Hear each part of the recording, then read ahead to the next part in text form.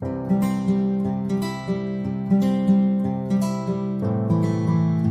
Back to my channel Deep classes, जिसमें हमारा आज का टॉपिक है MHD 10 के कुछ महत्वपूर्ण अंशों की व्याख्या, जो एग्ज़ाम के पॉइंट ऑफ व्यू से आपके लिए बहुत इम्पोर्टेंट है।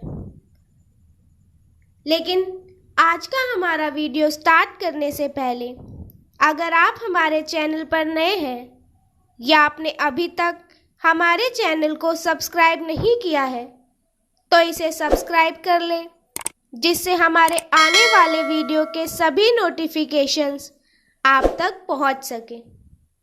साथ ही MHD से रिलेटेड अदर वीडियोस के लिए आप हमारे चैनल की प्लेलिस्ट में जाकर उन्हें देख सकते हैं।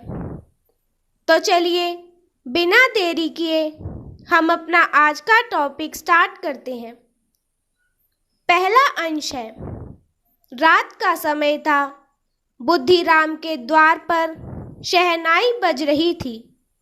औश्र गांव के बच्चों का झुंड विस्मयपूर्ण नेत्रों से गाने का रसास्वादन कर रहा था। चारपाइयों पर मेहमान विश्राम करते हुए नाइयों से मुक्कियां लगवा रहे थे। समीप ही खड़ा हुआ भाट विरदावली सुना रहा था और कुछ भावज्ञ मेहमानों की वाह वाह पर ऐसा खुश हो रहा था, मानो इस वाह वाह का यथार्थ में वही अधिकारी है। दो एक अंग्रेजी पढ़े हुए नवयुवक इन व्यवहारों से उदासीन थे। वह इस गवार मंडली में बोलना अथवा सम्मिलित होना अपनी प्रतिष्ठा के प्रतिकूल समझते थे। इस अंश के संदर्भ को देखें। प्रस्तुत अवतरण मुंशी प्रेमचंद की कहानी बूढ़ी काकी से उद्धृत है। इस अवतरण में बूढ़ी काकी के भतीजे बुद्धिराम के बड़े पुत्र के विवाह के तिलकोत्सव का वर्णन है। इन पंक्तियों में लेखक ने विवाह के समय परिवार में उत्पन्न वातावरण एवं आए मेहमानों की मानसिकता को उजागर किया है। वह उत्सव का वर्णन करते हुए लिखते हैं। अब हम इसकी व्याख्या देखेंगे, जिसमें वह लिखते हैं, रात के समय बूढ़ी काकी के भतीजे बुद्धिराम के दरवाजे पर शहनाई बज रही थी, क्योंकि उसके पुत्र का तिलकोत्सव था। घर गांव के लोगों और मेहमानों से भरा पड़ा था। गांव के घरों के बच्चे घर में हो रहे गान का हैरानी के साथ आनंद ले रहे थे। कुछ मेहमान चारपाइयों पर लेटे थे और नाइयों से अपनी पीठ पर मुक्के लगवाकर मालिश करवाकर थकान मिटा रहे थे। सुख दुख के उत्सवों पर गान करने वाला भाट विरदावली सुना रहा था। कुछ मेहमान भाट के गान की भावपूर्ण ढंग से प्रशंसा कर रहे थे। मेहमानों ने कुछ अंग्रेजी पढ़े लिखे नौजवान भी थे। उन्हें उत्सव से कोई मतलब नहीं था, क्योंकि वह अंग्रेजी पढ़ाई पढ़ने के कारण गांव के लोगों को गंवार मानते थे और उनके उत्सवों में आयोजनों में शामिल होने को अपने सम्मान के विरुद्ध मानते थे। इस अंश की विशेषताएं देखें तो पहला, ग्रामीण संस्कृति, रीति रिवाजों एवं अपनेपन का वर्णन है। दूसरा, पहले के भारतीय समाज में रीति रिवाजों की अहमियत दिखाई गई है।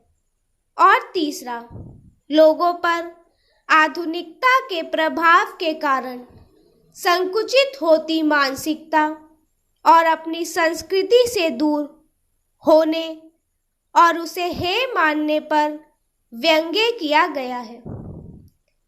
दूसरा अंश है अब भाई साहब बहुत कुछ नर्म पड़ गए थे। कई बार मुझे डांटने का अवसर पाकर भी उन्होंने धीरज से काम लिया। शायद अब वह दुख समझने लगे थे कि मुझे डांटने का अधिकार उन्हें नहीं रहा था, या रहा भी हो तो बहुत कम। मेरी स्वच्छंदता भी बढ़ी। मैं उनकी सहिष्णुता का अनुचित लाभ उठाने लगा। मुझे कुछ ऐसी धारणा हुई कि मैं पास हो ही जाऊंगा, पढ़ूं या ना पढ़ूं। मेरी तकदीर बलवान है। इसीलिए भाई साहब के डर से जो थोड़ा बहुत पढ़ लिया करता था वह भी बंद हुआ। मुझे कनकोए उड़ाने का नया शौक पैदा हो गया था और अब सारा समय पतंगबाजी की ही भेंट होता था। फिर भी मैं भाई साहब का अदब करता था और उनकी नज़र बचाकर कनकोए उड़ाता था। मांझा देकर कन्ने बांधना, पतंग टूर्नामेंट की तैयारी आदि समस्याएं शब्द गुप्त रूप से हल की जाती थी। मैं भाई साहब को यह संदेह न करने देना चाहता था कि उनका सम्मान और लिहाज मेरी नज़रों में कम हो गया है। इस अंश के संदर्भ को देखें। प्रस्तुत पंक्तियां प्रेमचंद की कहानी बड़े भाई साहब से उद्धृत है। इन पंक्तियों में बताया गया है कि घर में बड़ा होना बुद्धिमान या अधिक शिक्षित होने से ज़्यादा महत्वपूर्ण है। भारतीय घरों में बड़ों का अदब करना छोटों का कर्तव्य माना जाता है। बड़ों को अधिकार है कि वह छोटों को सही राह पर लाने और घर की एकता को बनाए रखने के लिए उन्हें डांट फटकार सकते हैं। लेकिन जब बड़ों में कमी हो तो छोटे उन पर हावी हो सकते हैं और बड़ों को अपनी कमी के कारण चुप रहना पड़ता है। कहानी में बड़ा भाई छोटे भाई को हर समय नसीहत देता रहता है, लेकिन छोटा होशियार है और पढ़ाई में आगे रहता है, जबकि बड़ा भाई बार बार फेल हो जाता है। इसी कारण वह छोटे भाई की गलती देखकर भी डांट नहीं पाता। छोटा भाई किस तरह लाभ उठाता है उसी का वर्णन करते हुए लिखा है। अब हम इसकी व्याख्या देखेंगे। बड़े भाई साहब अपनी कमी के कारण कुछ नरम पड़ गए थे और उन्होंने डांटना कम कर दिया था, लेकिन इससे छोटे भाई की मनमानी बढ़ गई और वह अपनी इच्छा से काम करने लगा। उसे यह घमंड भी हो गया था कि वह नहीं पढ़ेगा पर फिर भी पास हो जाएगा। इसीलिए भाई के डर से होने वाली पढ़ाई भी उसने बंद कर दी थी। पतंग उड़ाने का नया शौक लगने के कारण सारा दिन पतंगबाजी करता रहता। हालांकि छोटा भाई बड़े भाई का इतना सम्मान अवश्य करता है कि पतंगबाजी उनसे छुपकर करता था। वह अपने भाई को यह एहसास नहीं दिलाना चाहता था कि उसकी नज़र में उसका सम्मान कम हो गया है। इस अंश की विशेषताएं देखें। पहला, भारतीय संयुक्त प्रणाली का चित्रण है, जिसमें रिश्तों की गरिमा एवं सम्मान को दिखाया गया है। दूसरा, बाल मनोविज्ञान की अभिव्यक्ति है कि बच्चे बड़ों का सम्मान तो करते हैं, लेकिन चोरी छिपकर अपनी वह इच्छाएं पूरी करते हैं जिन पर घर के बड़ों को ऐतराज होता है। तीसरा है, मैं शैली है, भाषा बोलचाल की है, देशज शब्दों का प्रचुर प्रयोग है। अब आते हैं तीसरे अंश। उस सुहावने प्रभात में जैसे उमंग घुली हुई थी, समीर के हल्के हल्के झोंकों में, प्रकाश की हल्की हल्की किरणों में उमंग सनी हुई थी। लोग जैसे दीवाने हो गए थे, मानो आज़ादी की देवी उन्हें अपनी ओर बुला रही हो।